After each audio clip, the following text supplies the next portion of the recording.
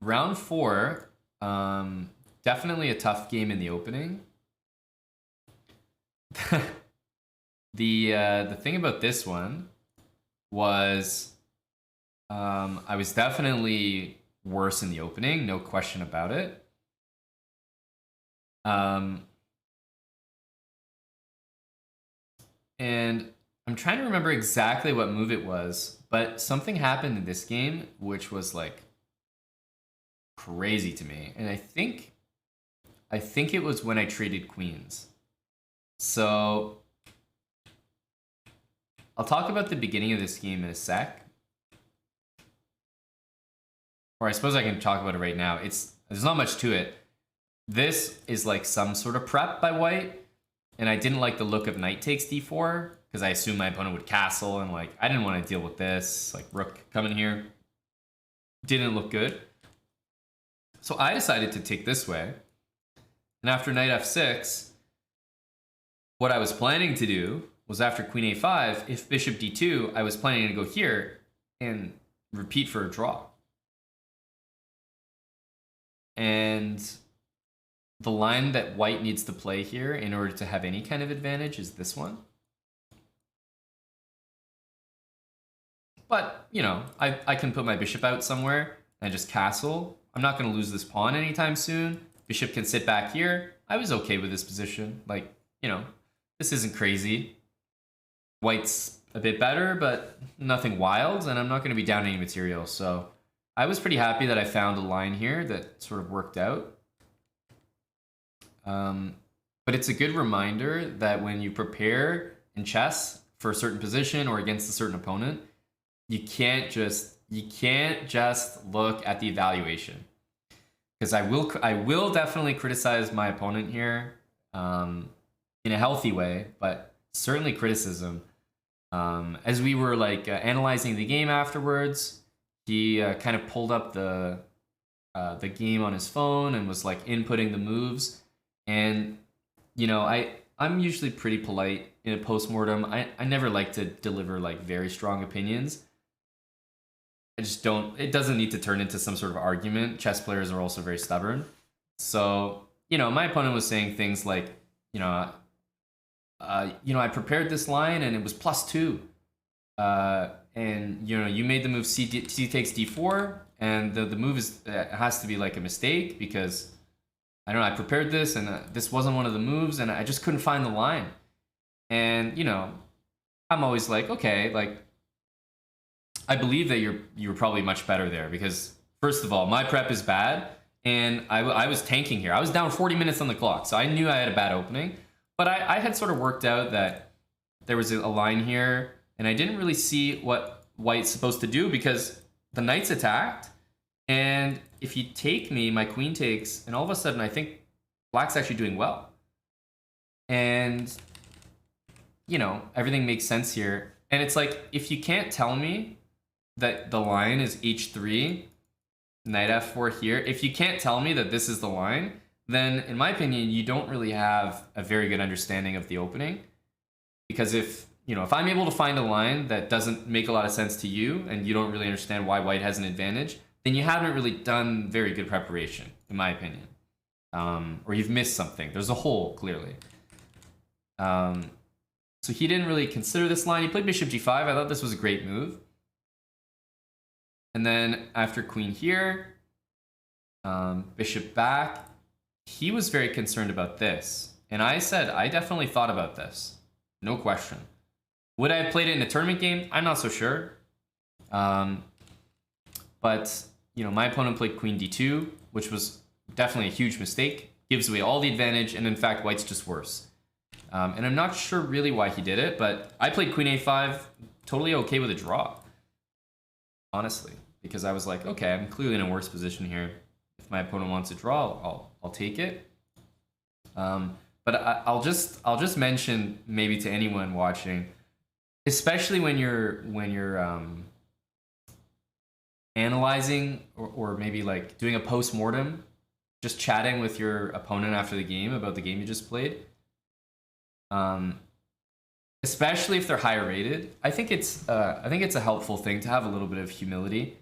about the game you just played, because it's really, really obnoxious, I think, when you come with these like really defined opinions like, oh, but in the opening I was just winning. You know, I prepared this, like the engine is giving it +2, and then when you're like analyzing with an engine in front of you, I think that's almost the worst, because then you're like, oh, I just had to find this move and this line, and you're totally lost. And it's like, okay, like relax, you know. Chess is a game. Like, is it totally lost? No, it's playable. Like, you know, it's playable. Both sides still have chances. It's not like I'd resign on the spot.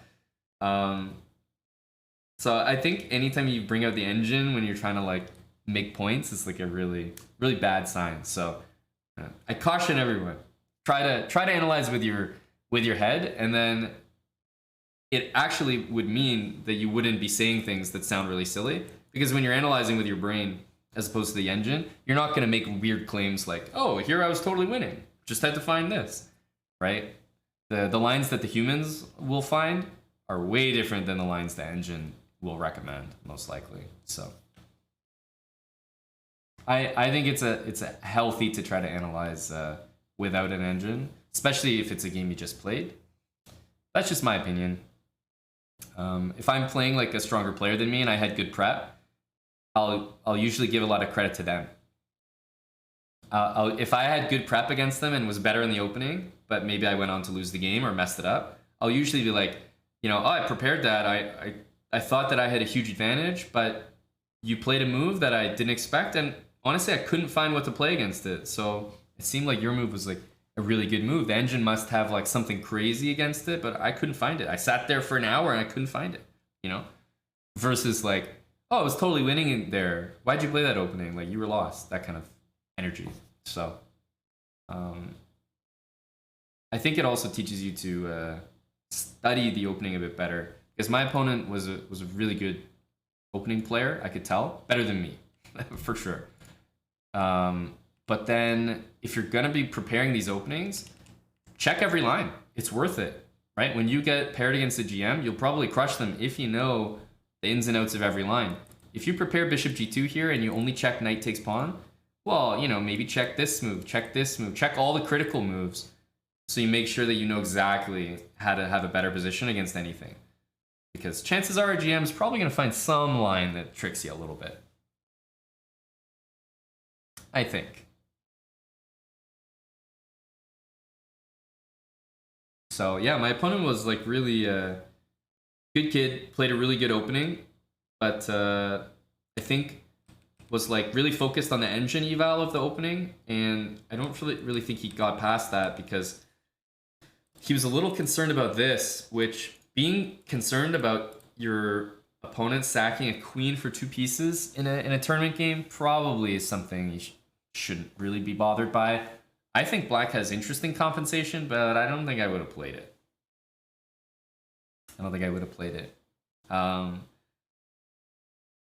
So I think this brings me to my next point. So my opponent played here, and I really have to try to explain what happened very well here.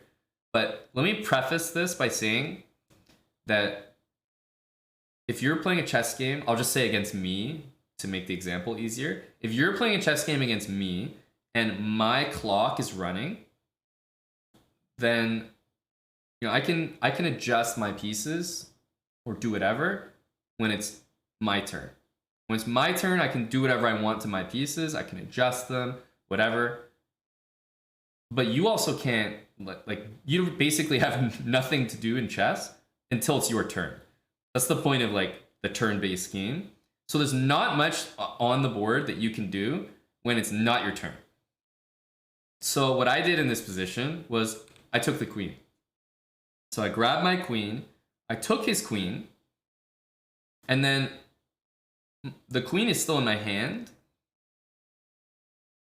and my opponent grabbed his bishop and took my queen back. Like, okay, we're playing a classical game, it's not a blitz game, so you don't really need to be that crazy about like moving instantly. But anyway, the point is, you're not allowed to touch your pieces to make a move until I hit my clock, until it is your turn. So what I did to my opponent intentionally I think to teach him a bit of a lesson, was I took the queen, I grabbed the queen, and then I didn't press my clock. So I'm just holding his queen. But now he's already made his next move, which you're not allowed to do. But I didn't hit my clock. So now I'm holding my queen. He's already made the move, bishop takes queen. And now I just looked at him in the face and I was like, now all of a sudden you understand it's very awkward. But what the fuck is going on, right? Because you can't do that. You can't make moves until I've made my move. So I did it on purpose just to make a point, but it's a good lesson, seriously. You can't move until your opponent hits their clock. Because, for example, what a lot of players do in chess is they might want to adjust their pieces, whatever. I've seen some players like maybe make a chess move and then adjust all their pieces because it's still their time running. So they'll make a move, they'll let go, that's their move officially, and then they'll adjust their pieces on their own time, and then they'll hit their clock. So if you make a move in chess and you're like adjusting your pieces, you still haven't hit your clock, and then your opponent like makes another move, like that's not allowed. You can't do that. You can't move until I hit my clock, until it's your turn. So it's like, I've seen some players do that. You just can't you can't make a move until your opponent hits the clock. That's plain and simple.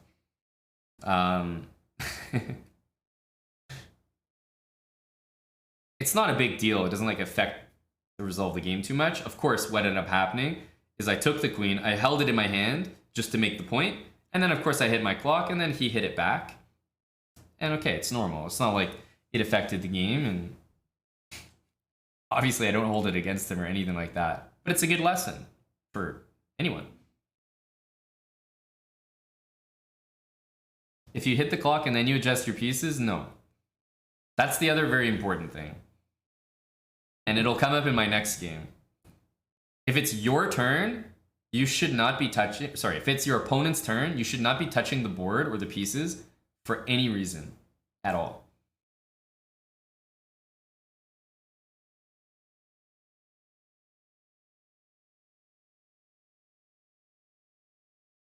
There's no reason to touch any of the pieces.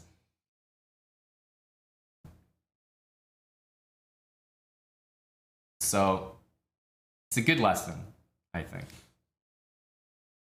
Because there'll be very awkward situations where you're like, like what happened here, where you've both made a move, but I haven't even hit my clock. It's like, what?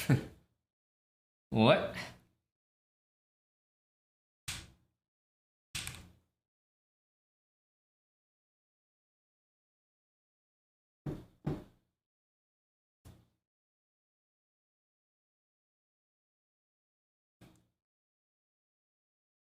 Hello to Moist.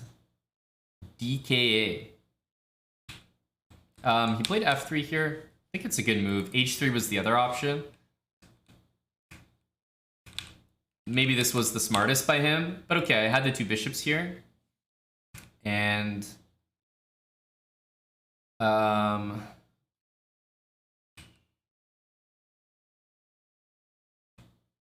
I think I was reasonably happy with this game. The thing is, my opponent played well. Like, I was thinking during the game, okay, I have an advantage here, clear. Like, I felt really, really good about this, especially this move, like bishop f8. I think it's a really high-class move. c4 is a threat. g5 is a threat. I'm going to get one of those moves, and then I can put my bishop back on d6. So I just keep my bishop pair. Not going to trade these guys for any reason.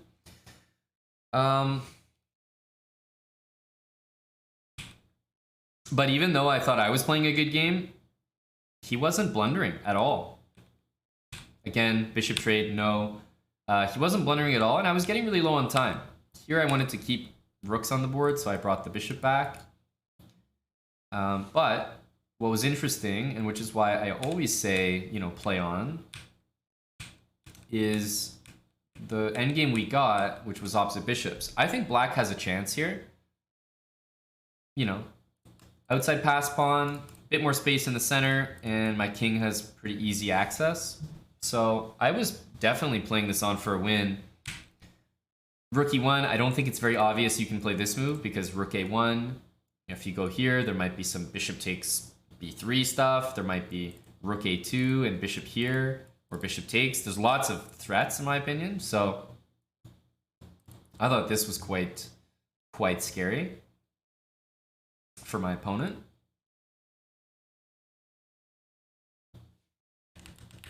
And so that's why he played king here. And okay, I was really low on time here, but like I usually say, you'd be surprised what moves your opponent will do if you just keep moving. Like, some people might just agree to a draw or something, but no, you gotta you gotta just keep playing. Your opponent will probably blunder. I mean, if my opponent's 2100, 2000 rated, and I'm, 2450, whatever, there's probably a reason. And if I haven't found out that reason during the game so far, then hopefully I'll still be able to find out before the end of the game. That's usually the way I think about it. If my opponent's lower rated than me and they've currently been playing a game where they're playing like similar caliber moves to me, or maybe even better, I'll usually want to just extend the game as long as possible because, it's really rare that somebody 2000 level plays a 2400 plus caliber game over a larger sample. If somebody 2000 has opening prep, they might win the game in like 15 moves. And it's like, wow, okay, they played like a 2500 there. But if you play a different opening where they don't have prep, they might play more like a 1600. Maybe they suck at a different opening, whatever. So if I see somebody play a great game against me, I'm like, okay, kudos. But I'm probably going to keep playing moves and keep playing the game because it's important to remember, people are rated what they're rated for a reason. If Magnus was black here against me and I was white, he would probably keep playing because he's like, okay, I'm 2860 and I'm a great endgame player. My opponent's 2450 and he streams too much. So there's probably a reason why I'm better than him at chess. And if I haven't found out why yet, then hopefully we keep playing and we see some mistakes. And that'll be the answer.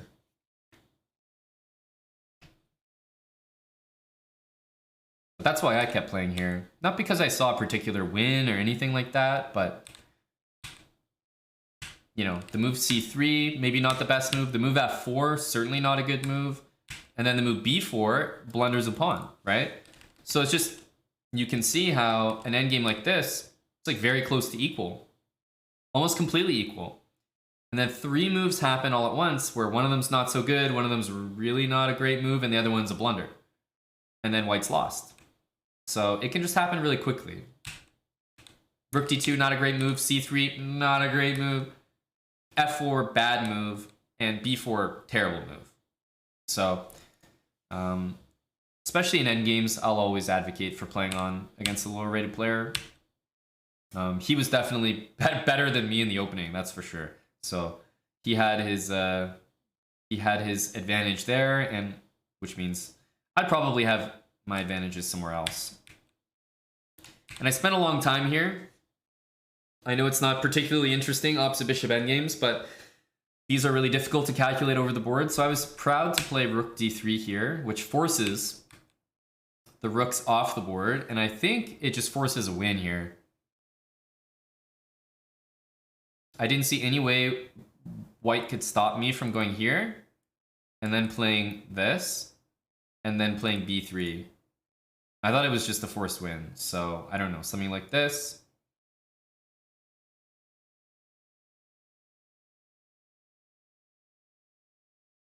Whatever it is.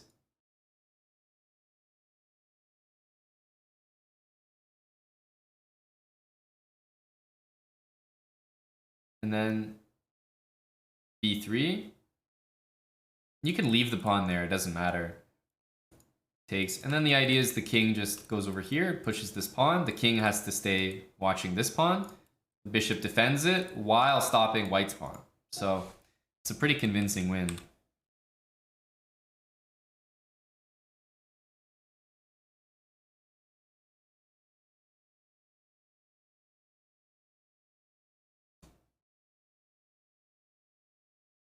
don't even have to take this right away. I think we can take this.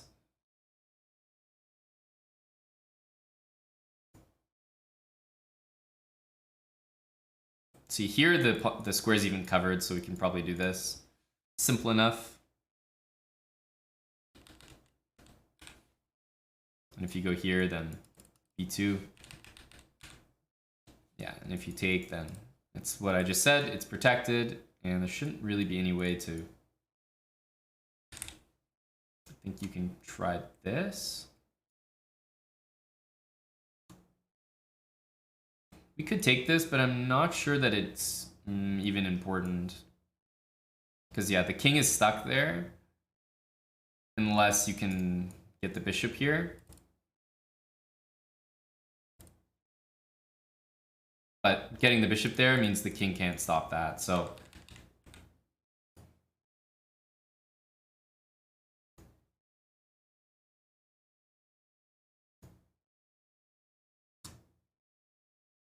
Right. All these sorts of lines will be pretty easily winning.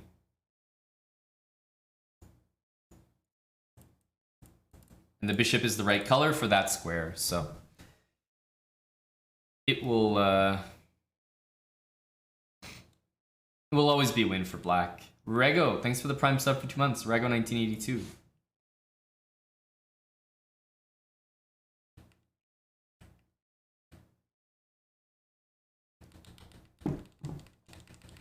This was a nice endgame. He ended up playing bishop here, which is just a huge mistake. And the game just ends immediately because he can't even take the pawn that he was attacking. So if he takes it, then there's no stopping my pawn from promoting, which means that he has to go back here, and then he's wasted time over here. Now my pawn is here instead of here. Makes a big difference. And okay, I could go a5, I could go here. It all wins, but I think bishop takes a2 is the quickest way and definitely the nicest way to win the game. He resigned here, but if he went there, then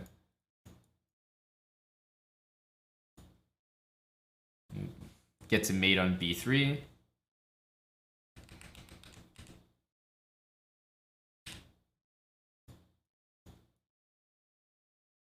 We can do this one or this one. Both will lead to the exact same thing, but just making a queen. Bishop can't cover both squares. And yeah, that was round 4. That was round 4. So, round 5. At this point, I'm 4 out of 4. Round 5. I played this one. Is that it, that Thomas? Is that the moment that I was talking about? Wouldn't surprise me. I mean, you could probably have caught it if you watched it.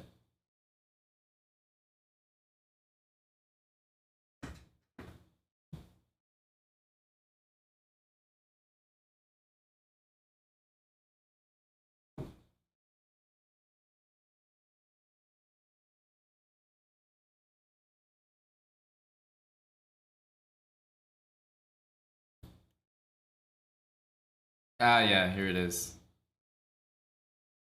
So it was the very next move, huh? It was the very next move.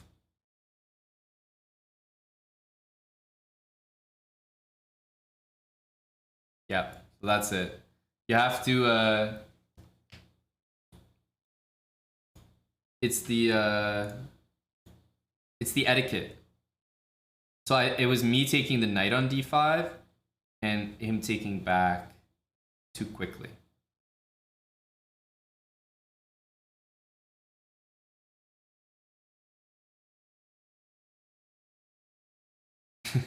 Well, you can see what I did, right? Obviously, I didn't press the clock on purpose. I haven't pressed the clock yet. You've already made your move. We have an issue.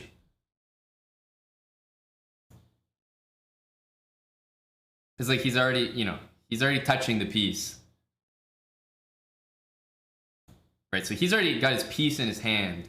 moving it, and I'm not even done. I'm not even completed my move. Not even close. I'm like halfway done.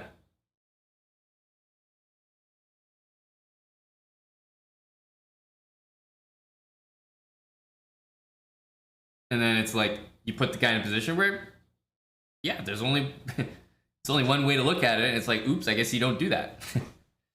I guess you don't do that. You can't move until your opponent hits their clock. That's how it works.